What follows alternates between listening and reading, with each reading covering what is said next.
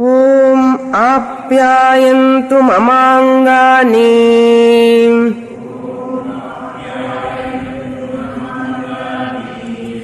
Walk ప్రాణచక్షుశ్రోత్రం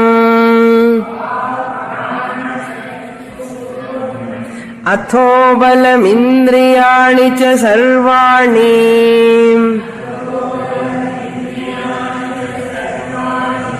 సర్వం బ్రహ్మోపనిషదం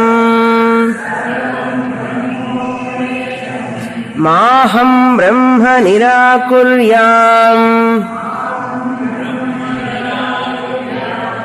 మామా బ్రహ్మ నిరాకరోత్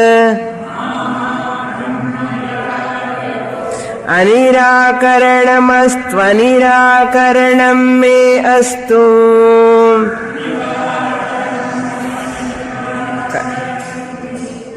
తదాత్మని నిరతే య ఉపనిషత్సు ధర్మాః తే మయి సంతు తే మయి సంతు. ఓం శాంతి శాంతి శాంతి.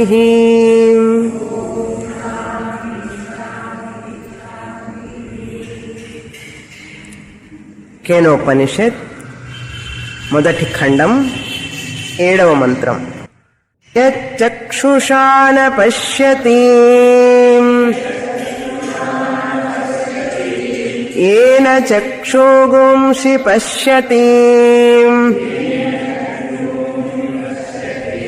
తదేవ బ్రహ్మత్వం విద్ధి నేదం ఎదిదముపాసతే.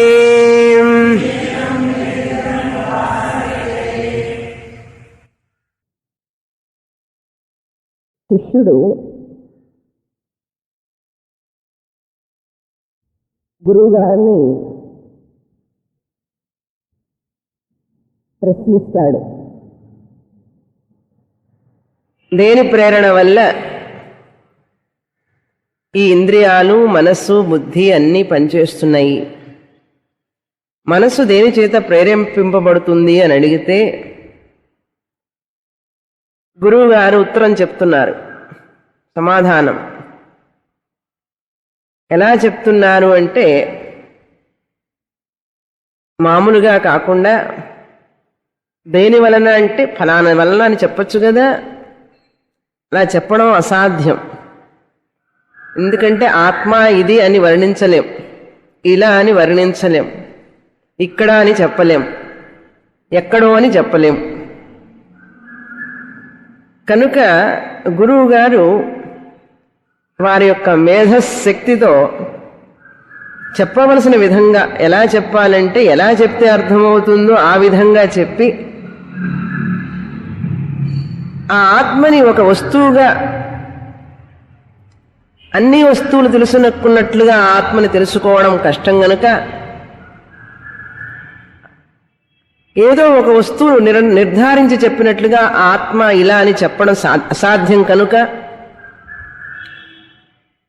గురువుగారు వారి యొక్క జ్ఞానం ఎలా పొందారో ఆ విధంగానే శిష్యుడికి కూడా బోధిస్తున్నారు. ఏమని చెప్తున్నారు 7వ శ్లోకంలో? యత్ చక్షుషాన పశ్యతి. ఆత్మ అంటే ఏమిటో తెలుసా? ఈ మనసును ప్రేరేపించేది ఏమిటో తెలుసా?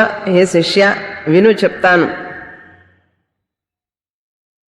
యత్ చక్షుషాన పశ్యతి, ఏదైతే కళ్ళతో చూడదో, ఈ ఆత్మ కళ్ళతో చూడదుట.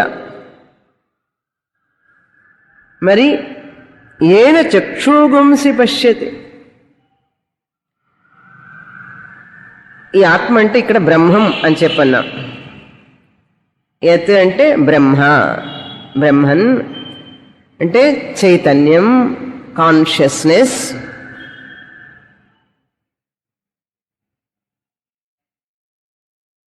ఈ ఆత్మ బ్రహ్మం అనేటువంటిది కళ్ళు అనే వాటితో చూడదు. కళ్ళు పెట్టుకొని చూడగలదా? కాబట్టి చూస్తున్నది ఎవరు? కళ్ళతో చూసేవాడు. శరీరం, ఇంద్రియాలు చూస్తున్నాయి, ఆత్మ చూడదుట. అంతేకాదు, ఏన చక్షుగుంసి పశ్యతి అంటే ఏ శక్తి చేతనైతే, ఏ బ్రహ్మం చేతనైతే ఈ కళ్ళు చూడబడుతున్నాయో అది బ్రహ్మం అన్నారు. కళ్ళు చూడడానికి కారణం ఎవరు? బ్రహ్మం. ఈ కళ్ళు బ్రహ్మాన్ని చూడలేవు, బ్రహ్మ కళ్ళతో చూడదు. కానీ కళ్ళు చూడడానికి కారణం, ఆధారం, ఆసర అంటారు తెలుగులో. ఆసర అంటే ఏమిటి? సపోర్ట్. ఈ కళ్ళు చూసే శక్తి ఎలా కలిగింది అంటే, కళ్ళు గోళకం అండి, మీడియం. ఆ గోళకంలో చూసే శక్తి ఉంటుంది. ఆ శక్తి ఎవరి వల్ల కలిగింది అంటే ఆత్మ వల్ల కలిగింది, బ్రహ్మం వల్ల కలిగింది అని ఈ మొదటి లైన్కి అర్థం. కళ్ళు చూడడానికి కారణం. ఎలా చూస్తున్నాడు అంటే, మనస్సు ఆత్మ చైతన్యాన్ని అప్పు తీసుకొని తన జడస్వరూపమైనటువంటి మనస్సు ఏం చేస్తుంది? చైతన్యం చేస్తుంది. చేసి జడమైన కళ్ళని చూసేటట్లుగా చేస్తుంది. జడమైనటువంటి కళ్ళు చూడడం మొదలు పెడితే ఏమవుతుంది? వస్తువులు తెలుసుకుంటాయి. ఇక్కడ చూడండి ఎన్ని విషయాలు ఉన్నాయో. ఇది క్లిప్ అని చెప్పి కళ్ళు చూస్తున్నాయి. క్లిప్ అనే జ్ఞానం కలిగింది. కళ్ళు వాటంతటా అవి చూడగలవా? చూడలేవు. మనస్సు ద్వారా చూస్తున్నాయి. మనస్సు శక్తి వల్ల కళ్ళు ఈ క్లిప్ను చూస్తున్నాయి. క్లిప్ అనే జ్ఞానం కలిగింది. కాబట్టి ఇక్కడ క్లిప్, తర్వాత కళ్ళు, కళ్ళల్లో ఉన్న చూసే శక్తి, దీని వెనకాల మనస్సు, ఇన్నున్నాయి. ఆ మనస్సు వెనకాల ఆత్మ. కాబట్టి ఆ బ్రహ్మం అనేటటువంటిది మనస్సుకి తన చైతన్యాన్ని ఇస్తే, ఆ మనస్సు తన చైతన్య, ఆ అప్పు తీసుకున్న చైతన్య శక్తితో ఆ చూసే శక్తిని పనిచేయిస్తే, ఆ చూసే శక్తి కళ్ళ ద్వారా బయటకు వచ్చి క్లిప్పు చూస్తే క్లిప్పు అనే జ్ఞానం కలుగుతోందండి. ఇప్పుడు మీకు కలిగే జ్ఞానం అంతా ఇట్లాగే. ఇది నేను ఒక కన్నుకు ఉదాహరణ చెప్పాను. అలాగే చెవుకి, ప్రాణానికి, అన్నిటికీ చెప్తున్నారు గురువు గారు. ఈ విషయం మనకు తెలిస్తే ఈజీగా జ్ఞానం కలుగుతుంది. ఏందో చూస్తున్నాం అనుకుంటున్నాం. చూసేది ఏముంది? Flesh, blood. దీని వెనకాల చూసే పవర్, శక్తి. ఆ పవర్ వెనకాల మనస్సు, ఆ మనస్సు వెనకాల ఆత్మ. ఆ బ్రహ్మం మనసును ప్రేరేపించడానికి కారణం. ప్రేరేపిస్తుందిగా ఏదైనా చేస్తుంటే ఏమి చేయదు, దాని సన్నిధిలో ఈ మనస్సు పనిచేస్తుంది. దగ్గరగా ఉండడం వల్ల, ఆ బ్రహ్మం ఇక్కడ ఉండడం వల్ల ఆ మనస్సు పనిచేస్తుంటుంది అనమాట. మనందరికీ పనిచేస్తుంది కదా, చేయబట్టి ఇక్కడికి వచ్చాం. వినడానికి, చూడడానికి, రాసుకోవడానికి ఎన్ని పనులు చేస్తున్నాం. అది తదేవ బ్రహ్మత్వం విద్ధి. హే శిష్య, త్వం విద్ధి, నువ్వు తెలుసుకో. త్వం అంటే నీవు, విద్ధి అంటే తెలుసుకో. ఏమని తెలుసుకో? తదేవ. తదేవ అంటే ఏమిటి? అదే, అది మాత్రమే. తత్ అంటే అది, ఏవ అంటే మాత్రమే, అది మాత్రమే. అది మాత్రమే అంటే ఏది మాత్రం? ఏదైతే కళ్ళతో చూడదో, ఏదైతే కళ్ళు చూడడానికి ఆధారమై ఉన్నదో అది మాత్రమే అని అర్థం. తదేవ, ఏదైతే కళ్ళతో చూడదో, ఏదైతే కళ్ళు చూడడానికి ఆసరగా ఉన్నదో, కారణమై ఉన్నదో, ఆధారమై ఉన్నదో అది మాత్రమే. తదేవ త్వం విద్ధి. తదేవ బ్రహ్మ త్వం విద్ధి. అదే బ్రహ్మమని నువ్వు తెలుసుకోవలసింది. కానీ న ఇదం యత్ ఉపాసతే, నీ ఉపాసించే ఈ బ్రహ్మం, ఏదైతే ఏదేమున్నైతే నువ్వు ఉపాసిస్తున్నావో, న ఇదం నేదం. నేదం అంటే న ఇదం నేదం, ఇది కాదు. ఇది కాదు అంటే యత్ ఇదం ఉపాసతే, ఏదైతే నీవు ఈ ఉపాసన చేస్తున్నావో ఇది కాదయ్యా బ్రహ్మం. ఆ కళ్ళు చూడడానికి కారణమైనటువంటిది ఏదైతే ఉందో చైతన్య శక్తి, అది బ్రహ్మం. నువ్వు ఉపాసించే దేవత ఎక్కడుంది? బయట ఉంది. కళ్ళు చూడడానికి శక్తికి ఆధారమైనటువంటిది ఎక్కడున్నది? లోపలున్నది. కాబట్టి ఎవరైనా బయట చూస్తే దేవుణ్ణి ఉపాసన చేస్తున్న దేవుడు గొప్ప అనుకుంటే అది చెప్పబోతున్నారు ఆయన, దభ్రమేవ అని చెప్పబోతున్నారు గురువు గారు. ఎవరైనా బయట ఏదైనా ఉపాసన చేస్తే అది అల్పం అని చెప్తారు. కాబట్టి నువ్వు ఉపాసించే దేవత అల్పమైనటువంటిది, ఉన్నతమైనటువంటిది కాదు. ఈ ఉన్నతమైనటువంటి ఆత్మను తెలుసుకోవడానికి ఆ అల్పమైనటువంటి ఉపాసన పెట్టారు. అది తెలుసుకో జీవితంలో. ఈ జీవితంలో ఒకసారి ఎప్పుడైనా సరే ఉపాసన చెయ్యాలి. కానీ ఉపాసన చేసే దేవత అని చెప్పి అదే కాదు. నేదం యత్ ఇదం ఉపాసతే, నీ చేత ఏదైతే ఉపాసింపబడుతున్నదో అది కాదు బ్రహ్మం. బయట ఉన్నది నువ్వు చూస్తున్న ఉపాసన దేవత, కానీ అసలు బ్రహ్మం ఇదయ్యా అని చెప్తున్నారు గురువు గారు. ఇది మనకు శాస్త్రం మీద విశ్వాసం, నమ్మకం ఉంటే దీని మీద విచారణ చేయాలి. ఏ ఉపాసకుడైనా, ఏ పూజ చేసేవాడైనా, గుడికి వెళ్ళేవాడైనా, నేను గుడికి వెళ్తే, రాముని వారి గుడికి వెళ్తే ఆయన ఉపాసన చేసే రాముడు కాదు బ్రహ్మం అంటాడు. ఈయన ఇక్కడ కళ్ళ వెనకాల ఉండి చూసేవాడు బ్రహ్మం అంటాడు. ఏమిటండి ఇది? ఉపాసకుడు అనుకుంటాడు ఇదంతా మనకు కాదులేండి ఎవరికో అన్నాడు అనుకోండి, ఏమవుతుంది? ఉపాసకుడు, ఉపాసన చేసేవాడు చాలా గొప్పగా తన యొక్క ఉపాసన గురించి ఎంతో నిష్ఠతో, ఎంతో నమ్మకంతో, దృఢమైన సంకల్పంతో చేస్తున్న వాడికి నువ్వు చేసే ఉపాసన చేసేటటువంటి దేవత బ్రహ్మం కాదు అని అంటే ఎట్లా ఉంటుందండి? అందుకని చాలా మెచ్యూరిటీ కావాలి, ఇవి అర్థం కావాలంటే. కనీసం నమ్మకంతో, ఏమిటి నేను ఇంత ఉపాసన చేస్తుంటే ఇది బ్రహ్మం కాదంటాడు, కేనోపనిషత్తు ఏమిటో చెప్తున్నది అని ఆలోచించాలి అని చెప్పి వస్తే, కనీసం ఇంతకాలం ఉపాసన చేస్తున్నా కానీ ఏమీ ఆనందం కానీ సుఖం కానీ కలగడం లేదే, ఇంకా అట్లాగే ఉన్నాను నేను దుఃఖంతోనే. కాబట్టి ఇదేదో నా ఉపాసనలో ఏదో లోపం ఉంది, నేను అండర్స్టాండింగ్ చేసుకోవడంలో ఏదో లోపం ఉంది, కనుక ఇలా చేయాలి అని చెప్పి చెప్తున్నారు గురువు గారు. ఏ శిష్య, ఇప్పుడు ఆ కళ్ళు చూడడానికి ఏదైతే ఆధారమో అది బ్రహ్మం అని చెప్పారు. అంతేకాదు ఒక ఇంద్రియమా, ప్రతి ఇంద్రియం, తర్వాత శ్రోత్ర ఇంద్రియాల గురించి చెప్తున్నారు 8వ మంత్రంలో. ఇక్కడ వరకు పోయినసారి చూసాం, ఇప్పటి నుంచి 8వ మంత్రం చదువుతాం. యత్ శ్రోత్రేణ న శృణోతి ఏన శ్రోత్రమిదగుం శ్రుతం తదేవ బ్రహ్మత్వం విద్ధి నేదం యదిదముపాసతే.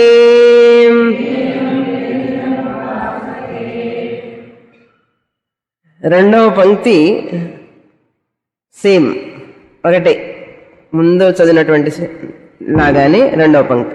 మొదటి పంక్తి మాత్రమే మారుతుంది. ఏమిటదంటే యత్ శ్రోత్రేణ న శృణోతి. యత్ అంటే ఏ బ్రహ్మమైతే, బ్రహ్మ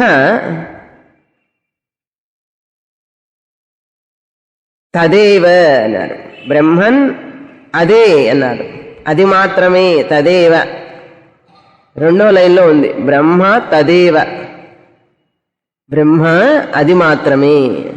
అది మాత్రమే అంటే ఇది మాత్రం, ఏదైతే యత్, ఏదైతే శ్రోత్రేణ న శృణోతి, చెవుతో వినదో, ఏదైతే చెవితో వినదో, చెవితో వినదు కానీ ఏన శ్రోత్రమిదగుం శృతం, దేనివల్లనైతే, ఏన అంటే దేని చేతనైతే, ఏ బ్రహ్మం చేతనైతే, ఇదం శ్రోత్రం ఈ చెవు, ఇదం శ్రోత్రం అంటే ఈ చెవు, చెవుకున్న శక్తి, వినే శక్తి, వినే శక్తి, వినికిడి శక్తి. ఇది మిషన్ గోలకం అండి. చెవు ఉంటుంది, చెవు వినబడే శక్తి ఉండదు చాలామందికి కదా. చెవు ఉంటుంది, వినికిడి శక్తి ఉండదు. కాబట్టి చెవు ఉండి వినికిడి శక్తి ఉన్నదంటే ఆ వినికిడి శక్తి ఏదైతే ఉన్నదో, దేని వలనైతే ఈ వినికిడి శక్తి కలుగుతున్నదో, యత్ శ్రోత్రం ఇదం శ్రోత్రం ఏన ఇదం శ్రోత్రం, దేని చేతనైతే ఈ చెవు శృతం వింటున్నదో. చెవు చేసే పని ఏంటండి? చూడటమా? వినటం. దేని వల్లనైతే ఈ చెవు వినగలిగే శక్తి ఉన్నదో, వింటున్నదో, అది బ్రహ్మం అన్నాడు. ఏమండి, ఏమిటండి అది అంటే, అది బ్రహ్మం అని తెలుసుకో అన్నాడు.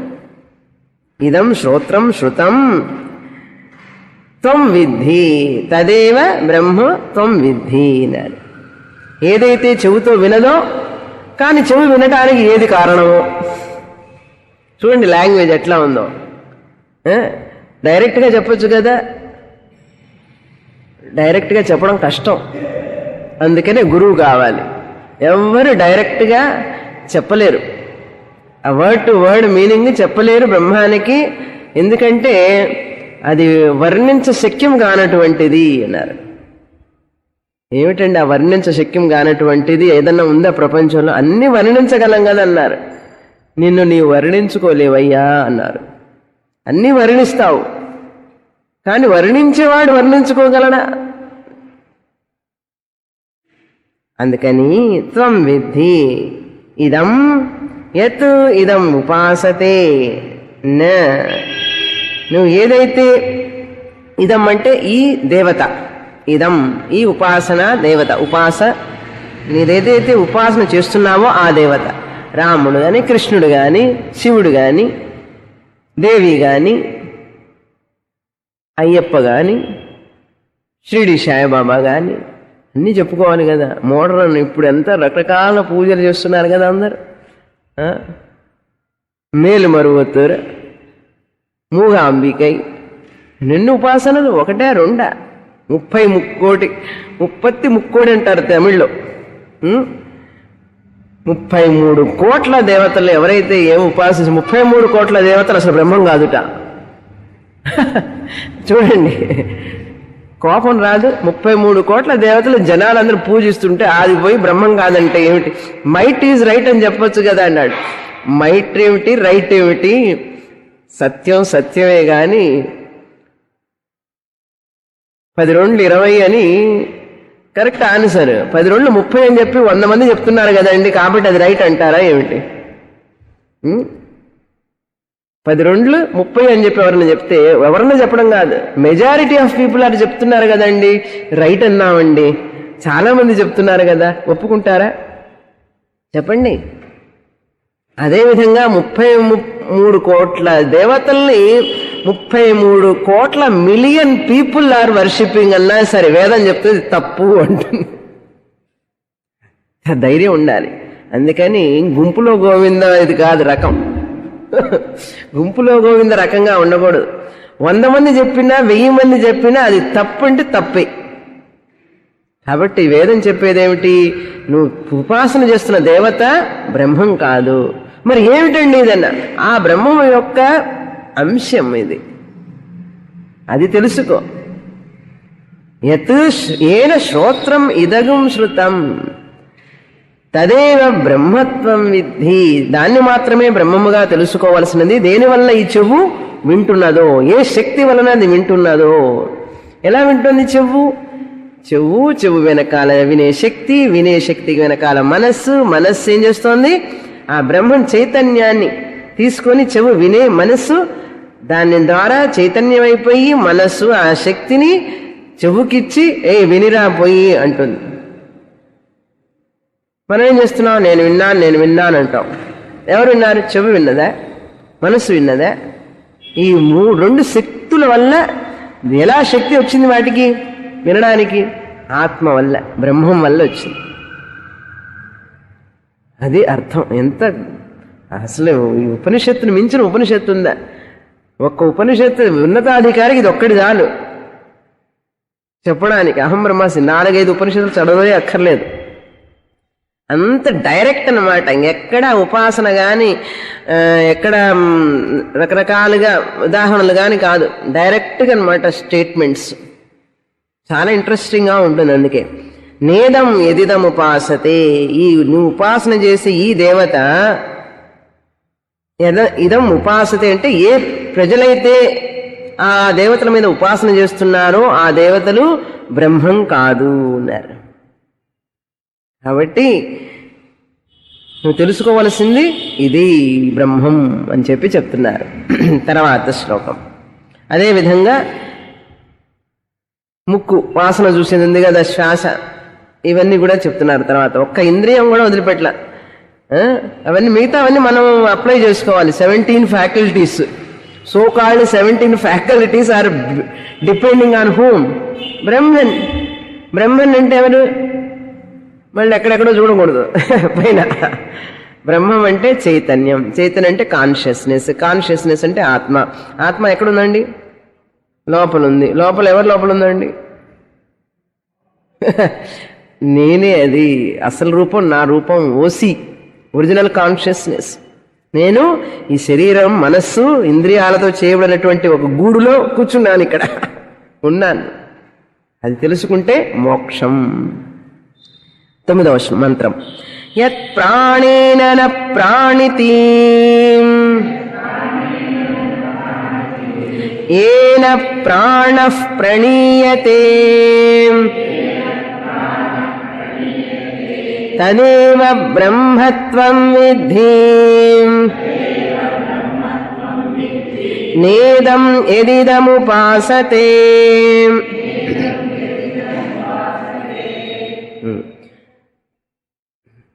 తదేవ, 2వ లైన్లో, తద్ ఏవ బ్రహ్మ త్వం విద్ధి. తదేవ బ్రహ్మ, అదే బ్రహ్మము, ఆ బ్రహ్మము. తదేవ బ్రహ్మ యత్ న ప్రాణితి, ఏదైతే వాసన చూడదో. బ్రహ్మం వాసన చూడదుట అంటే ఏమిటి? ఇండైరెక్ట్గా ఏం చెప్తున్నట్టు? ఈ వాసన చూసేవాడు బ్రహ్మం కాదు అని అర్థం. చూసారా? నేను వాసన చూస్తున్నాను, వాసన చూస్తున్నాను అంటారేమిటి? అంటాం కదా, ఈ వాసన చూసేవాడెవరు? బ్రహ్మం కాదు. కానీ ఈ వాసన చూడడానికి కారకుడు ఎవరు? ఈ వాసన చూసే శక్తి. ఏన ప్రాణ ప్రణీయతే, దేని వలనైతే, ఏ చైతన్యం వలనైతే, ఏ బ్రహ్మం వలనైతే ఈ యొక్క ప్రాణము అంటే ముక్కు, ఇక్కడ ప్రాణ అంటే పంచప్రాణాలు ఉన్నాయి కదండి మనకు. అందులో ముఖ్య ప్రాణం ఒకటి ఉంది కదా, ఆ ముఖ్య ప్రాణాల్లో గాలి తీసుకోవడం, విడవటం, ఇది ముఖ్య ప్రాణం. సమాన ప్రాణం అంటే ఆహారాన్ని జీర్ణం చేసుకునే ప్రాణం సమాన ప్రాణం. శరీరంలో రక్తం అంతా వ్యాపించడానికి ఉపయోగపడే ప్రాణం వ్యాన ప్రాణం.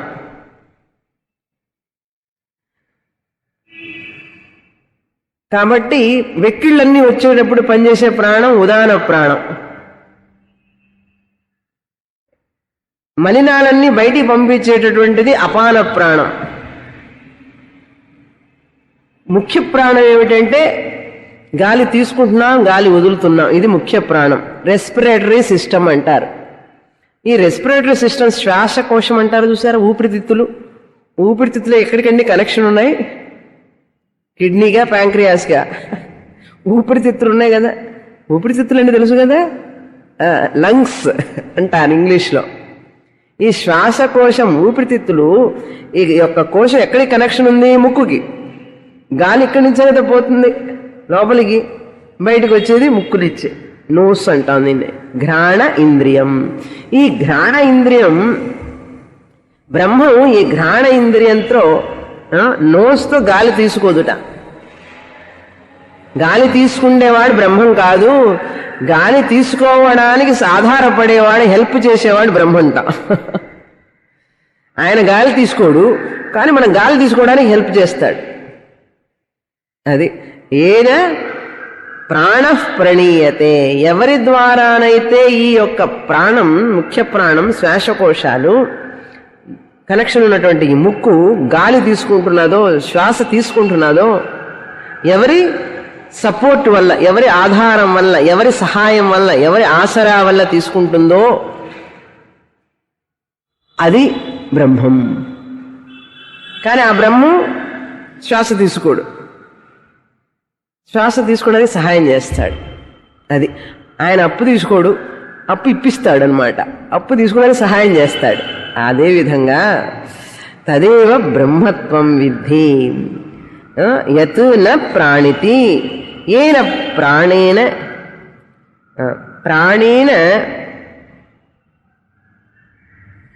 ప్రాణేన అంటే ముక్కుతో అని అర్థం.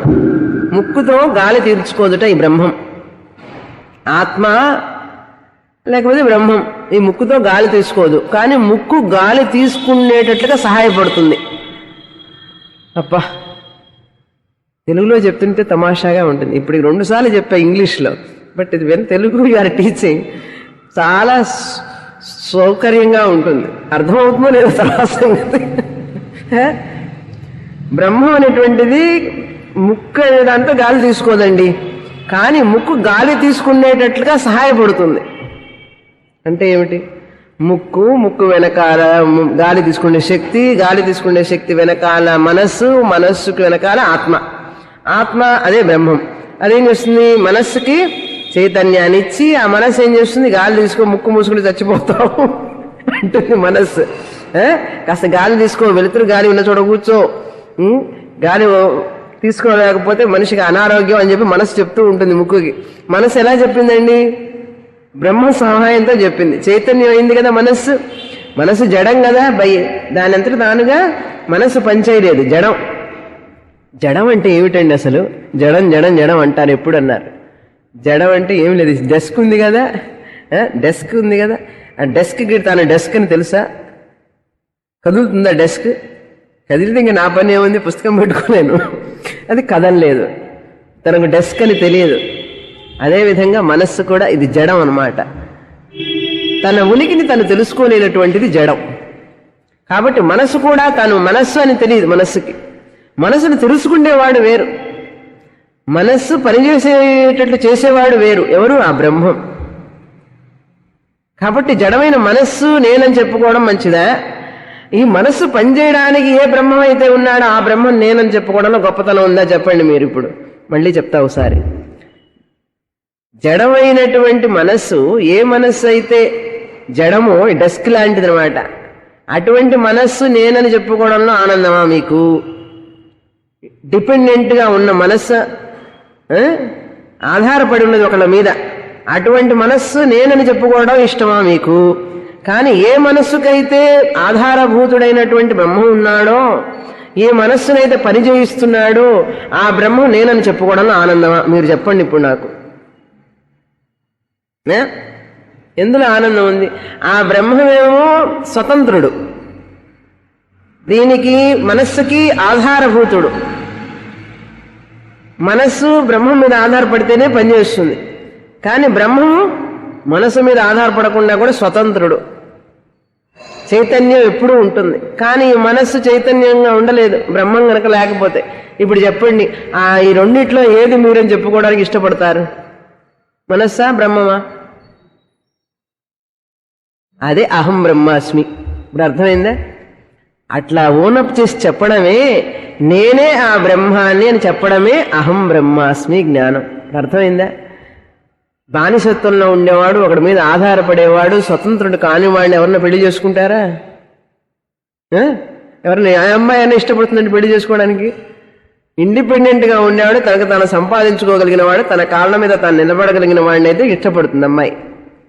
ఎందుకు అమ్మాయి వచ్చారు ఇప్పుడు? పెళ్లి సంగతి ఏం వచ్చిందంటే, ఏదో వచ్చింది జ్ఞాపకం చెప్తాను.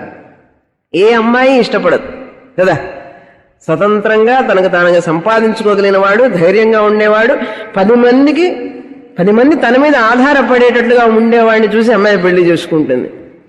అట్లాగే ఈ ముముక్షు అనే పెళ్లి కొడుకు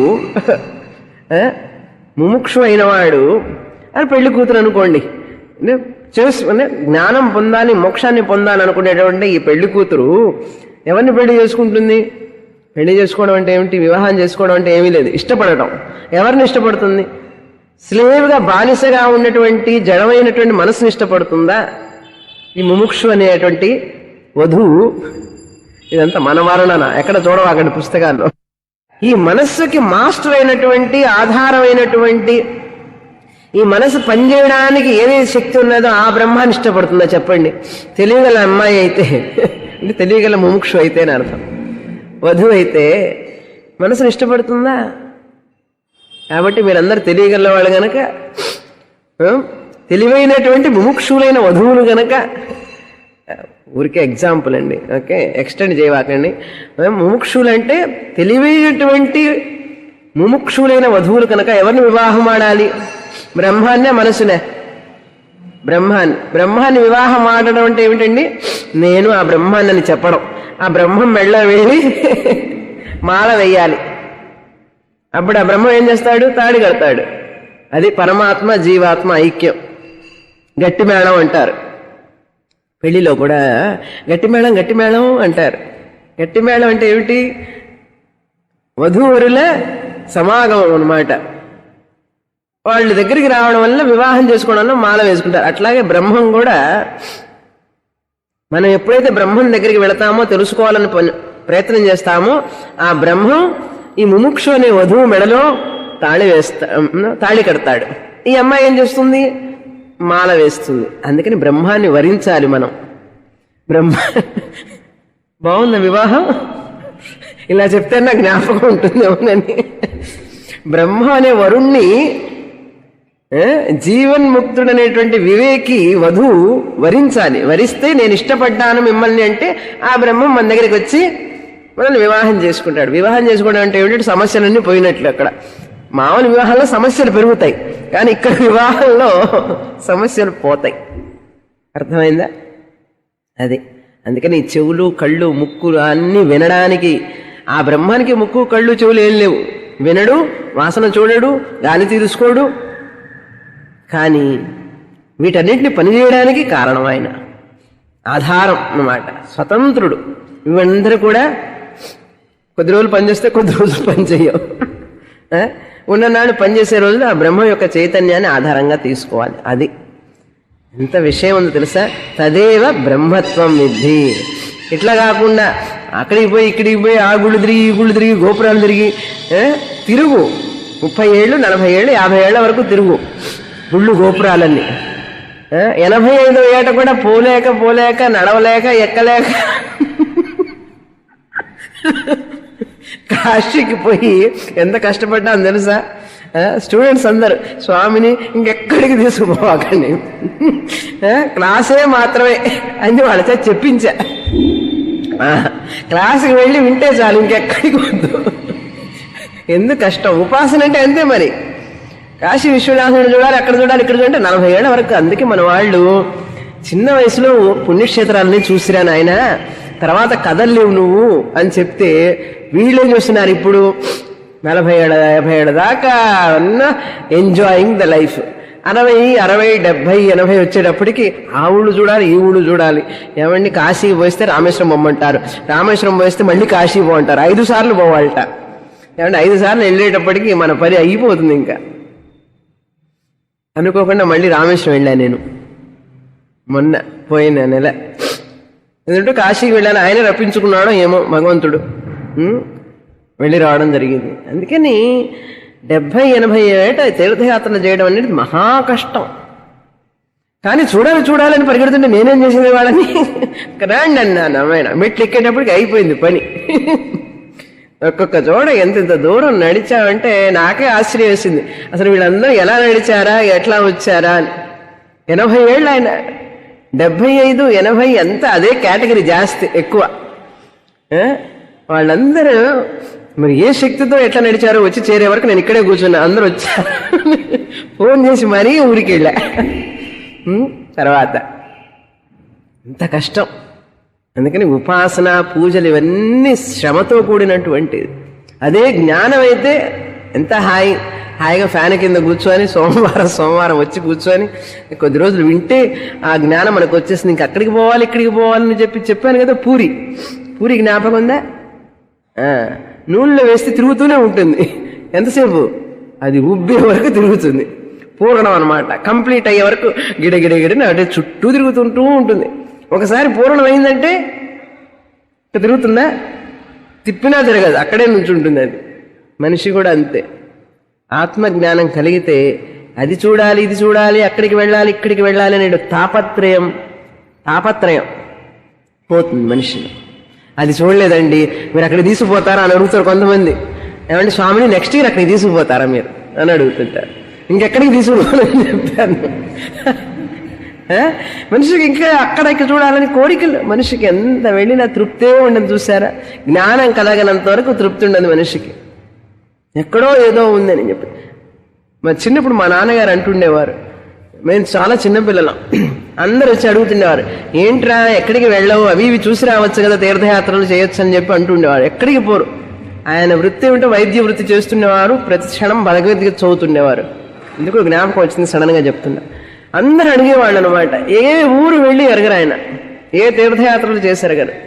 అడిగితే ఎవరన్నా అని చెప్తే అనేవాళ్ళు, ఏముందిరా అక్కడ ఉన్నవాడే కదా ఇక్కడ ఉన్నాడు మనస్సులో, ఆ పరమాత్ముడు ఇక్కడే ఉన్నాడు, ఏముంది అక్కడ అనేవారు ఆయన. అప్పుడు ఆయన అంటుంటే నాకు అర్థమయ్యేది కాదు. తర్వాత తెలిసింది ఏముంది అక్కడ అని. కాబట్టి ఆయనకి వెళ్ళాలని ఏ రోజు కూడా ఆయన తాపత్రయపడలే మనిషి. ఒక్కొక్కడికి అలా ఉంటుంది మనిషికి. ఒక్కొక్కడికి చూసిన చోట 10 సార్లు చూస్తాడు. నేను 5 సార్లు మానస సరోవరం వెళ్ళొచ్చానంటాడు ఒక ఆయన. 5 సార్లు ఎందుకండి మానస సరోవరానికి? చూడండి, మానస సరోవరం అంటే మాటల ఒక్కసారి మోయించేటప్పటికి అయిపోతుంది పని. కానీ 5 సార్లు పోయినట్ట. 5 సార్లు రామేశ్వరం చెప్పుకుంటారు వచ్చి. పైగా 10 సార్లు పోయినానండి నేను. అదే మనిషికి తృప్తి ఉండదు, ఇంకా వెళ్ళాలంటుంది.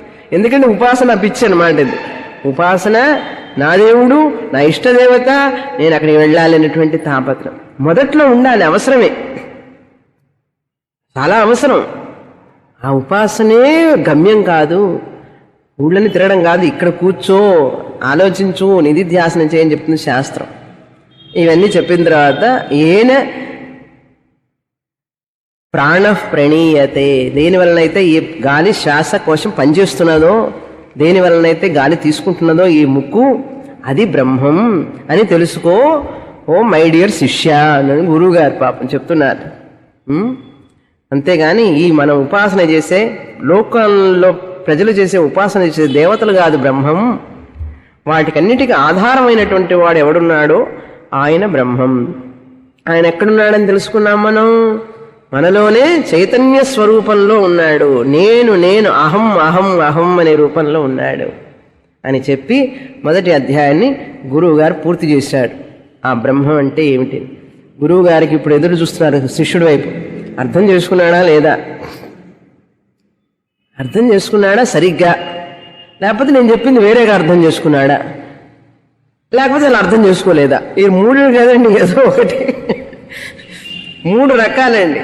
విద్య చెప్పిన తర్వాత పూర్తిగానే అర్థం అవ్వాలి, లేదా అసలు అర్థం కాకుండా ఉండాలి, లేదా తప్పుగానే అర్థం చేసుకుంటాడు.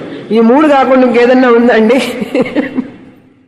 either he has to understand completely, totally, perfectly, or he cannot understand, he do not understood and totally not గ్రహించలేదు అని అర్థం. లేకపోతే ఒకటి చెప్తే ఇంకొకటి అర్థం చేసుకున్నాడని అర్థం. శంకరాచార్యులు వారు రాస్తారు భాష్యంలో. ఎందుకంటే గురువు గారు అంతా చెప్పిన తర్వాత ఎదురు చూస్తాడట శిష్యుడు ఎలా అర్థం చేసుకున్నాడా అని చెప్పి. ఆ శిష్యుడు ముఖంలోకి చూస్తూ ఉంటారు. వీడు నేను చెప్పినట్లుగా అర్థం చేసుకున్నాడా, లేకపోతే వేరే విధంగా అర్థం చేసుకున్నాడా, లేకపోతే అసలు అర్థమే కాలేదా? అందుకని ఏదైనా ప్రశ్నలు ఉంటే అడగండి అంటుంటా అప్పుడప్పుడు. నేను ఎక్కడికైనా వెళ్ళినప్పుడు, అరే having any doubt please ask me అంట. ఎవరు మాట్లాడరు. అంటే 2 లక్షణాలు. పూర్తిగా అర్థమైన ప్రశ్నలు ఉండవు, అసలు అర్థం కాకపోయినా ప్రశ్నలు ఉండవు. If you understand also no question. You don't understand also, no question. రెండింటికి ఒకే రకంగా ఉంటుంది ఫేస్. ఏం చెప్పాలి? ఇంకా అంతే, వాడి ప్రారంభం అది. అందుకని గురువు ఆల్సో హెల్ప్లెస్. గురువు జ్ఞానం ఇవ్వడం వరకే, చెప్పడం వరకే. అది వాడి యొక్క పూర్వజన్మ పుణ్యం ఎలా అర్థం చేసుకుంటాడు. అలాగే ఇంద్రుడు, విరోచనుడు. ఇంద్రుడేమో దేవతల రాజు, విరోచనుడు అనమాట రాక్షసులకి రాజు. వీళ్ళిద్దరు కలిసి మన ఇద్దరు బ్రహ్మాని గురించి తెలుసుకుందామని చెప్పి ఆ హిరణ్య గర్భుడి దగ్గరికి వెళ్ళాడు. బ్రహ్మాజీ దగ్గరికి, 4 తలలు ఉన్నటువంటి బ్రహ్మాజీ దగ్గరికి వెళ్ళి, ఏమండి మాకు కొంచెం బ్రహ్మం గురించి చెప్పండి అన్నాడు. అంటే ఈ హిరణ్య గర్భుడికి ఈ విరోచనుడైనటువంటి రాక్షసుడైనాడు కదా, రాక్షసుడు కదా, రాక్షసుల వైపు వాడు కదా, వీడికి ఎందుకు బ్రహ్మం గురించి చెప్పటం? అసలే వీడికి ఏమైనా సాధన చతుష్టయ సంపత్తి ఉందా, ఏమైనా అర్హత ఉందా? అందుకని ఏం చెప్పాడు ఆయన హిరణ్య గర్భుడు అంటే బ్రహ్మాజీ, చతుర్ముఖ బ్రహ్మ ఏం చెప్పాడంటే, ఈ శరీరమే ఆత్మ అని చెప్పి పంపించాడు. ఈ దేహమే ఆత్మ అని ఇద్దరికి, ఇంద్రుడికి విరోచనుడికి, ఇద్దరికి చెప్పంగానే ఆహో దేహమే కదా ఆత్మ అని చెప్పి ఇద్దరు వచ్చేసారు. వచ్చిన తర్వాత విరోచనుడు మళ్ళీ వెనక్కి వెళ్ళలే. అంటే దేహం ఎట్లా ఆత్మ అవుతుందని చెప్పి సందేహం కూడా రాలే. అందరికి పోయి రాక్షసులకు పోయి చెప్పాడు, నేను చతుర్ముఖ బ్రహ్మ దగ్గరికి వెళ్ళొచ్చాను, ఆ బ్రహ్మాన్ని గురించి తెలుసుకున్నాను. ఆ బ్రహ్మాజీ ఏం చెప్పారంటే ఈ దేహమే ఆత్మని చెప్పారు. ఖావో పివో మజా ఖరో, తిను తాగు తందనాలాడు అన్నాడు అని చెప్పేటప్పటికి రాక్షసులందరూ ఏముంది, ఇంకా విరోచనుడు పెద్ద ఆయన మన వాళ్ళల్లో అంత బ్రహ్మజ్ఞానాన్ని పొందొచ్చాడు, ఈ దేహమే బ్రహ్మ అని చెప్పి ఆ బ్రహ్మం చెప్పాట, ఆ చతుర్ముఖ బ్రహ్మ చెప్పాట, ఇంకేముందని చెప్పి అందరూ సురపానం అనమాట తాగుతూ కూర్చున్నారు ఆనందంగా. కానీ ఇంద్రుడు దోమలు వస్తూ ఆయన అటుపోవాలి కదా స్వర్గం వైపుకి, పోతూ ఇదేంటబ్బా దేహం ఎట్లా ఆత్మ అవుతుంది, ఆత్మ నిత్యం అని చెప్పి విన్నాను నేను, ఈ దేహం కొద్ది రోజులే కదా ఉండేది, ఇది శాశ్వతంగా ఉండదు కదా, అటు నిత్యమైన ఆత్మ ఈ దేహం ఎట్లా అవుతుంది, అనిత్యమైన దేహం అని చెప్పే సందేహం వచ్చింది. సందేహం వచ్చి మళ్ళీ వెంటనే వెనక్కి వెళ్ళాడు. చతుర్ముఖ బ్రహ్మ దగ్గరికి వెళ్ళి, ఏమిటండి ఏం చెప్పారు మీరు, మళ్ళీ చెప్పండి ఒకసారి అన్నాడు. అవునయ్యా దేహమే ఆత్మని చెప్పాను కదా అని అన్నాడు. అందులో నాకు సందేహం ఉందండి అన్నాడు. ఏమిటి సందేహం అన్నాడు. ఆత్మ నిత్యం, బ్రహ్మం నిత్యం అని చెప్పి అన్నారు కదండి, శాశ్వతంగా ఉంటాడని కదా విన్నాను, కానీ దేహం అనేటువంటిది మార్పు చెందుతూ ఉంటుంది, అనిత్యంగా ఉంటుంది, దీనికి అన్ని లోపాలే కదా, ఆ ఆత్మకి ఏమీ లోపం లేదు, అనిత్యం కాదు శాశ్వతం అని చెప్పారు, అటువంటి ఆత్మ ఈ దేహం ఎట్లా అవుతుందండి, 2 కాంట్రడిక్షన్గా ఉన్నాయి అని అడిగితే, కూర్చో చెప్తా అన్నారు. చూసారా? అందుకని గురువు కూడా పరీక్ష చేస్తాడు. నిజంగా వీడికి ఇంట్రెస్ట్ ఉంటే మళ్ళీ వస్తాడు కదా తిరిగి, వాడికి బుద్ధి ఆలోచించే శక్తి ఉంటే వెనక్కి వస్తాడు కదా తిరిగి అన్నాడు. ఆ రోజులు అట్లా ఉండేవాళ్ళు గురువు. నాలాగానా ఇప్పుడే మొత్తం చెప్పేస్తాం, ముందే క్వాలిఫికేషన్ ఉందా లేదా చూడకుండా ఏదో చెప్తూ పోతూ ఉన్నాం. మా పుణ్య ప్రారంధం, మీ పుణ్య ప్రారంధం, అది మంచిగా మేము చెప్పి మీరు వింటే ఆ జ్ఞానం కలిగితే ఈ జన్మ సార్థకం, లేకపోతే ప్రారంధం, బ్యాడ్ ప్రారంధం. అందుకని మంచి శిష్యులు దొరకడం, ఆ శిష్యుల్లో కూడా ఎంతోమంది శిష్యులు రావడం ముఖ్యం ఫస్ట్ థింగ్. ఆ వచ్చే వాళ్ళందరిలో కూడా మంచి సాధన సంపత్తులై ఉండడం, సాధన చతుష్టయ సంపత్తి కలిగిన వాళ్ళై, తీవ్రమైన ముముక్షువులు అయి ఉండాలి, వైరాగ్యం కలిగి ఉన్న వాళ్ళై ఉండాలి, వాళ్ళల్లో కూడా శ్రద్ధగా వినేవాళ్ళై ఉండాలి, ఆ వినేవాళ్లలో కూడా సరిగా అర్థం చేసుకునేవాడై ఉండాలి, ఆ అర్థం చేసుకునే వాళ్ళల్లో కూడా తప్పుగా అర్థం చేసుకోకుండా ఉండాలి. అర్థమైందండి అంటాడు. అరే ఏమర్థమైందయ్యా అంటే, చెప్పిన దానికి వేరేగా ఉంటే అర్థమైన విషయం ఎట్లా ఉంటుంది? మీరు చెప్పిందే నాకు అర్థమైంది, నాకు అర్థమైందే మీరు చెప్పింది, అవి ఉండాలి కదండి. అప్పుడు ఆ గురువు గారికి సంతోషం. అందుకని ఇక్కడ గురువు గారు టెస్ట్ చేస్తారు, ఈ స్టూడెంట్కి అసలు నిజంగా అర్థమైందా లేదా అని. అంటే గురువుగారు అడుగుతున్నారు ఈ మొదటి మంత్రంలో 2వ ఖండంలో, ఏ శిష్యుడా, ఇప్పుడు నేను ఇంత చెప్పాను కదా నీకు, మొదటి ఖండంలో ఇవన్నీ చెప్పాను, బ్రహ్మాన్ని గురించి చెప్పాను, నువ్వు వెనక బ్రహ్మం నీకు తెలుసు అంటే, ఒకవేళ నీకు బ్రహ్మను నేను తెలుసుకున్నాను అని నువ్వు చెప్తే నాకు ఇప్పుడేం చెప్పాలి? ఏమండి కేనేషితం పతతి ప్రేషితం మనః అని చెప్పి ఆయన శిష్యుడు అడిగాడు, దేనివల్ల ఈ మనసు ప్రేరేపింపబడుతున్నది? ఆ బ్రహ్మం వల్ల అని చెప్పారు గురువు గారు. చెప్పిన తర్వాత నేను తెలుసుకున్నాను అని శిష్యుడు అన్నాడు అనుకోండి. ఒకవేళ మీరు చెప్పిన బ్రహ్మాన్ని నేను తెలుసుకున్నానండి అని అన్నాడు అనుకోండి, అనాలి కదా. అలా గనక నువ్వంటే నీకు తెలియలేదు అని అర్థం. ఇదేమిటండి? చూడండి ఎలా ఉందో. ఇంత చెప్పిన తర్వాత గురువు గారి ఆశ ఏమిటి? శిష్యుడు వచ్చి నేను తెలుసుకున్నానండి అని చెప్పాలి. మీరు చెప్పిందంతా నాకు అర్థమైందండి, నేను తెలుసుకున్నాను బ్రహ్మాన్ని అని కదా చెప్పాలి న్యాయంగా. ఏ శిష్య, నువ్వు గనక అలా సమాధానం చెప్తే, నువ్వే కాదు ఎవరైనా సరే, ఏ శిష్యుడైనా గురువు దగ్గరికి వెళ్ళి బ్రహ్మ విద్య విన్న తర్వాత నేను తెలుసుకున్నానండి బ్రహ్మాన్ని అని అన్నాడు అనుకో, వాడికి తెలిసింది చాలా అల్పం. ఆ దేవతల్లో బ్రహ్మాన్ని తెలుసుకున్నానండి, నాలో బ్రహ్మాన్ని కూడా తెలుసుకున్నాను అన్నాడు అనుకో, తెలుసుకున్నది అల్పం, అసలు బ్రహ్మాన్ని తెలుసుకోలేదు అని అర్థం. శిష్యుడు గురువుగారు చెప్తారు, దభ్రమే వాపి నూనం అని చెప్పబోతున్నారు. అప్పుడు గురువుగారు చెప్పగానే శిష్యుడు ఏం చెప్పాలి ఆన్సర్ అది చెప్తాడు. చూడండి, the ingenious answer given by the student in this Mantra, the famous మంత్ర, చాలా ముఖ్యమైనటువంటి మంత్ర. ఈ మంత్రం చదువుతాం. మొదటి మంత్రం, 2వ ఖండం. ఏది మన్యసే సువేదేతి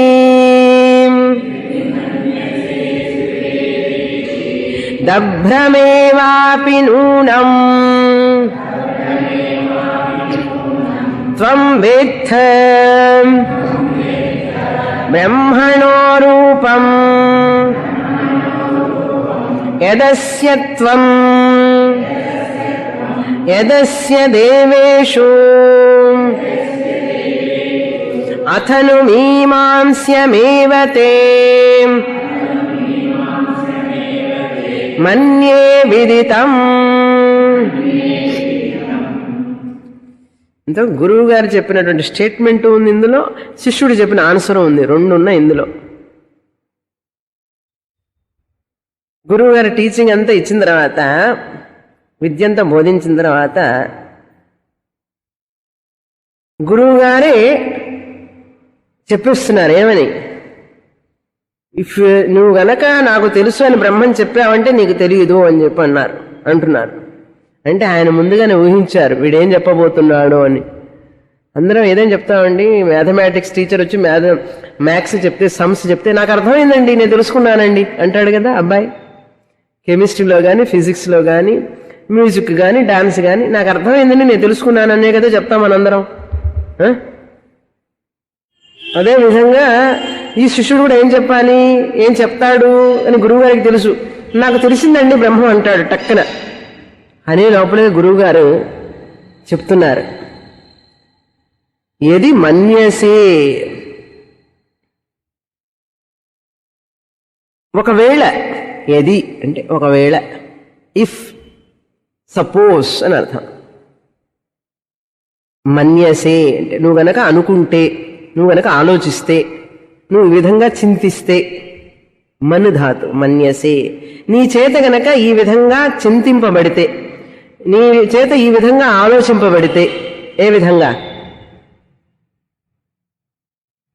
సువేద, నేను బాగా తెలుసుకున్నాను. సు అంటే సమ్యక్, బాగా అని అర్థం. వేద తెలుసుకోవడం, విద్ అంటే టు నో, తెలుసుకున్నాను. నేను ఈ బ్రహ్మాన్ని తెలుసుకున్నాను అని గనక నువ్వు అనుకుంటే, పోయి చెప్పనే లేదు ఇంకా శిష్యుడు పాపం, చెప్పకముందు ఈయనే. అంటే ఆ గురువు గారికి ఎంత ఈ విద్యను ఇవ్వాలి అనేటువంటి దాంట్లో ఎంత నిష్ఠ ఉంటే ఆయన ఆ విషయంగా చెప్తారు. చెప్పాను కదా వెళ్ళిరా అని అనలే గురువు గారు. ప్రాణేన ప్రాణితే బ్రహ్మ తదేవ బ్రహ్మత్వం విద్ధి వేదం ఎదిదో ఉపాసతే అని చెప్పి వెళ్ళిరా నాయన అనొచ్చు కదా. వెళ్ళిరా నాయన అనకుండా వాడు చెప్పబోయేది నేను తెలుసుకున్నానండి బ్రహ్మం అని ఎక్కడ చెప్తాడో చెప్పకముందే ఒకవేళ నువ్వు గనక నేను తెలుసుకున్నాను బాగా బ్రహ్మాని అని అంటే అని అనుకుంటే అని చెప్పి సువేద యది మన్యసే, నేను బాగా తెలుసుకున్నాను అని గనక నువ్వు అనుకుంటే త్వం వేత్త నూనం నూనం త్వం వేత్త, నువ్వు తెలుసుకుంది చాలా అల్పం. ఇదేనా ఏదన్నా టీచర్ నేను తెలుసుకున్నానని చెప్తే ఆనందపడతారు కదా. మన పిల్లలు స్టూడెంట్స్ ఎవరన్నా వచ్చి ఏమండి నేను తెలుసుకున్నానండి, నాకు బాగా అర్థమైందండి, మీరు చెప్తే ఇంకా అర్థం కాకపోవడమా, మీరు బాగా చెప్పారని చెప్పి ఎవరన్నా స్టూడెంట్స్ వచ్చి చెప్తే ఆనందపడతాం లేదా? కెమిస్ట్రీ టీచర్ అయితే ఆనందపడుతుంది, మ్యూజిక్ టీచర్ అయితే ఆనందపడుతుంది, డాన్స్ టీచర్ అయితే ఆనందపడుతుంది, కానీ వేదాంతం టీచర్ ఆనందపడరు. చూడండి ఇక్కడ తేడా. మరే సబ్జెక్ట్ టీచర్ అయినా ఎదురు చూసేది ఏమిటండి, స్టూడెంట్ వచ్చి పాఠం విన్న తర్వాత నాకు బాగా అర్థమైందండి, మీరు బాగా బోధించారు, నాకు చక్కగా చెప్పారు, నేను అంతా తెలుసుకున్నాను అంటే టీచర్కి ఆనందం. కానీ వేదాంతం టీచర్కి మాత్రం ఆనందం కాదు. ఇదేమిటండి మరి విచిత్రంగా ఉంది అన్నారు. అవును, ఏమిటంటే కారణం ఏంటో తెలుసా? నేను తెలుసుకున్నాను అంటే ఏమైపోయింది, ఆబ్జెక్ట్ అయిపోయింది. నువ్వు ఏది తెలుసుకున్నానంటే కూడా ఏమవుతుంది, అది ఆబ్జెక్ట్ అయిపోతుంది, వేరే అయిపోతుంది వస్తువు. అది ఏదైతే నువ్వు చూస్తున్నావో అవన్నీ కూడా మిథ్య అయినటువంటివి, సత్యం కాదు. మనం చూసేవన్నీ నామరూపాలే కదా, నామరూపాలన్నీ మిథ్య కదా. డెస్క్ మిథ్య కాదండి, డెస్క్ సత్యం ఏమిటి? వుడ్ సత్యం. పాట్లో సత్యం ఏమిటి? పాట్ నేమ్ ఫామ్ మిథ్యా సత్యం? మిథ్య. క్లేలోని సత్యం. కాబట్టి ఏ నామరూపాలైనా సరే మన చేత తెలుసుకోబడుతున్నవన్నీ కూడా మిథ్యా. నేను తెలుసుకున్నాను అంటే నువ్వు బ్రహ్మాన్ని ఆబ్జెక్టిఫై చేశావు అని అర్థం, వేరే వస్తువుగా చూస్తున్నావు. కాబట్టి Brahman can never be objectified. ప్రమేయ వస్తువు కాలేదు బ్రహ్మం, అప్రమేయం అని కదా చెప్పాం. బ్రహ్మం వేదం ఏం చెప్తుంది బ్రహ్మాన్ని గురించి లక్షణం చెప్పేటప్పుడు? అప్రమేయం. అప్రమేయ స్వప్రకాశ. లలితా సహస్రనామంలో ఏమిటి సెంటెన్స్? అప్రమేయ స్వప్రకాశ మనో వాచామ గోచర. అగోచర, గోచర కాదు, మన వాచ అగోచర అంటే మనస్సుకి వాక్కుకి గోచరింపనిది, తెలియనటువంటిది అప్రమేయం. ప్రేమేయం అంటే ఆబ్జెక్ట్. లలితా సహస్రనామం చదువుతారు అందరూ, రానివాడు లేరు ఇక్కడ. కానీ ఈ వాక్యం చూడండి, నిర్గుణం బ్రహ్మాన్ని గురించి చెప్పబడింది అక్కడ. స్వప్రకాశ, సెల్ఫ్ ఎవిడెంట్, సెల్ఫ్ ల్యూమినస్, స్వప్రకాశ. అప్రమేయం అంటే అన్ఆబ్జెక్టిఫైయబుల్. నేను తెలుసుకున్నాను అంటే ఏమైంది? ఆబ్జెక్టిఫైడ్, ప్రమేయం అయిపోయింది. వేదం చెప్పేదేమో అప్రమేయం చెప్తోంది, నువ్వేమో ప్రమేయం చూసేస్తున్నావు బ్రహ్మాన్ని. చూసారా? అందుకని యది మన్యసే సువేద త్వం నూనం వేత్త, నువ్వు చాలా అల్పం తెలుసుకున్నావు, తెలుసుకోవలసిన దాన్ని తెలుసుకోలేదు అని అర్థం. త్వం నూనం వేత్త దభ్రమేవ. దభ్రం అంటే దహరం అంటే అల్పం. దభ్రం రూపం, నువ్వు దాని యొక్క ఆ బ్రహ్మం యొక్క ఫైనైట్ ఎక్స్ప్రెషన్ అంటాం. అదే అల్పమైన రూపాన్ని, అపరా ప్రకృతిని మాత్రమే తెలుసుకున్నావు అని అర్థం. The lower form you have understood. ఏమండి మీరు లోవర్ ఫామ్ తెలుసుకోవడానికి ఇష్టపడతారా, హయ్యర్ ఫామ్ తెలుసుకోవడానికి ఇష్టపడతారా? లోవర్ ఫామ్ అంటే తక్కువైన దాన్ని తెలుసుకోవడానికి ఇష్టపడతారా, ఎక్కువైన దాన్ని ఇష్టపడతారా? ఇష్టపడతామండి, చేసేదంతా ఇది. అందుకని దభ్రం. దభ్రం అంటే ఏమిటి? అభ్రం కాదు, దభ్రం. దభ్రం అంటే ఇన్ఫీరియర్, అల్పం, తక్కువ అని అర్థం. నువ్వు తెలుసుకున్నది చాలా తక్కువ అంటే ఎట్లుంటుంది స్టూడెంట్కి? ఇన్సల్ట్ కదండి.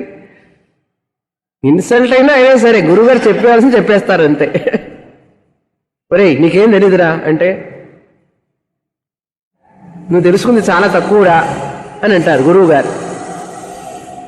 నిజమైన గురువు అయితే అలాగే అంటారు. వారికి తెలుసు, ఆ గురువుకు తెలుసు ఎంత శాస్త్రం ఎంత తెలుసుకోవాలి అని.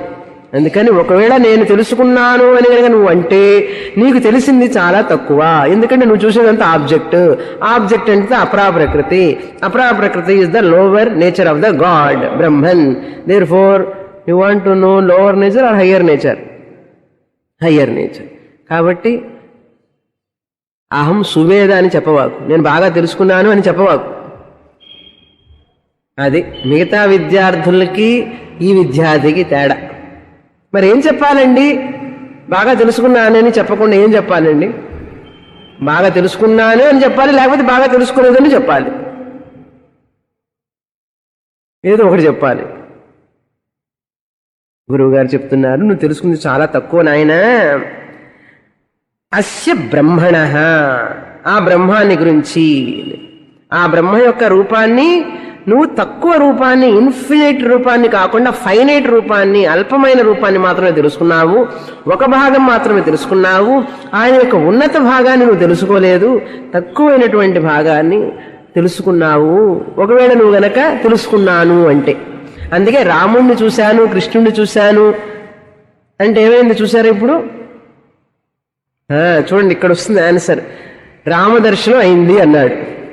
చూడండి, దర్శనం అయిందంటే ఏమిటి? నేను రాముని తెలుసుకున్నాను, రాముని రూపం తెలుసుకున్నాను, ఆయన నాకు కనపడ్డాడు అంటే కేనోపనిషత్తు చెప్తుంది, ఆయన ఆ బ్రహ్మ యొక్క లోవర్ ఫామ్ ని చూశారు అని చెప్తోంది. అందుకని ఎవరన్నా రాముని చూశాడు, కృష్ణుని చూశాడు అంటే ఓకే చూస్తే చూడు అంటాం. పాపం వాడికి తెలియదు చూసింది లోవర్ ఫామ్ అని. కానీ జ్ఞానికి తెలుసు, వేదాకి తెలుసు. అందుకే ఉపాసకుడు ఎక్కడున్నాడో వేదాకి తెలుసు, జ్ఞానులకి తెలుసు. Now you understand? ఈ దేశంలో, ప్రపంచం, మన దేశంలో ఉపాసకులను ఎప్పుడు కూడా గౌరవిస్తాం అంతే. కానీ హీఈస్ నాట్ ద ఎవ్రీథింగ్. ఇంకా తెలుసుకోవాల్సింది ఉంది అని ఎవరు చెప్తున్నారు? ఇక్కడ వేదాలు చెప్తున్నాయి. అందుకని ఉపాసకుడు కూడా ఉన్నతమైన వాడే అయినప్పటికీ కూడా జ్ఞానంలో ఇంకా ముందుకు పోవలసి ఉంది. అర్థమైందా ఇప్పుడు? మనం ఉపాసనని నిందించాం, ఉపాసకుడిని నిందించాం. ఉపాసన చేసే ఉపాసకుణ్ణి గౌరవిస్తామే, కానీ అతనికి తెలిసింది కొంచెమే.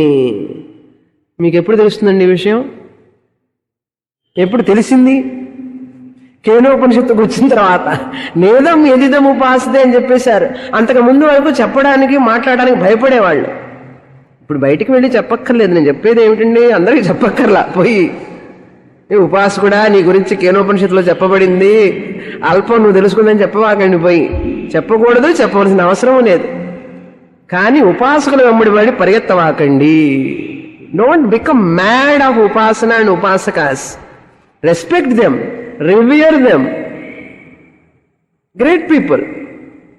But a person who study Vedanta, they know what they have understood. Who study Vedanta, who understand the truth, they know what they have understood. వాళ్ళకి తెలుసు, వాళ్ళకి ఎంత అర్థమైందో వీడికి తెలుసు. అర్థమైందా? అది ఇక్కడ విషయం. బ్రహ్మ అస్య బ్రహ్మణః రూపం నూనం వేత్త. మిగతా వచ్చే వారం చూస్తాం. ఓం పూర్ణమదః పూర్ణమిదం పూర్ణాత్ పూర్ణముదచ్యతే పూర్ణస్య పూర్ణమాదాయ పూర్ణమేవావశిష్యతే. ఓం శాంతి శాంతి శాంతి. హరి ఓం. శ్రీ గురుభ్యో నమః. హరి ఓం. నేను, ఆ విభూతి నేను. కాలతత్వం లేకపోతే, రాత్రి పగలు లేకపోతే ఏమైపోతుంది మన జీవితం? కాబట్టి అటువంటి కాలంలో గణన చేయడంలో ఎవరైతే ఉన్నారో ఆ కాలహ అనేటువంటిది అది నా విభూతి అని అన్నారు. కాలహ కలయతాం అహమస్మి, మృగాణాంచ మృగేంద్ర అహమస్మి. మృగ ఇంద్ర అంటే సింహం, సింహం అంటాం, లయన్. మృగ ఇంద్ర, మృగరాజా అని అర్థం. ఇంద్ర అంటే రాజా అని అర్థం. మృగం అంటే మృగాల్లో మృగముల యందు రాజుని నేను అని అర్థం. మృగాల్లో రాజు ఏమిటంటే సింహం. ఆ సింహం స్వయమేవ మృగేంద్రత. ఎలక్షన్స్ అవన్నీ ఉండవు. యానిమల్స్ అందరు వచ్చి అందరు ఓటు ఎవరికి వేయాలి, టైగర్కి వేయాలా ఓటు, లయన్కి వేయాలా ఓటు, లేకపోతే ఎలిఫెంట్కి వేయాలి. ఎలిఫెంట్ పెద్దది కదా, బాడీ పెద్దదిగా ఉంటుంది కాబట్టి దానికి వేయాల ఓటు.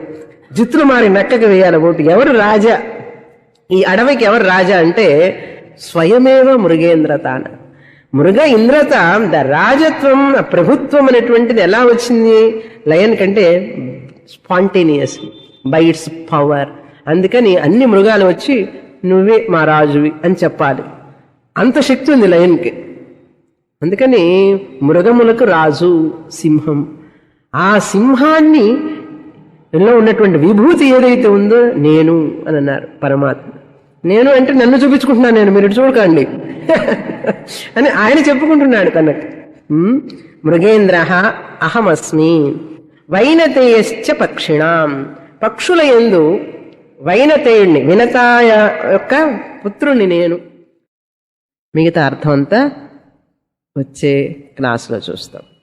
ఓం పూర్ణమదః పూర్ణమిదం పూర్ణాత్ పూర్ణముదచ్యతే పూర్ణస్య పూర్ణమాదాయ పూర్ణమేవావశిష్యతే. ఓం శాంతి శాంతి శాంతి. హరి ఓం. శ్రీ గురుభ్యో నమః. హరి ఓం.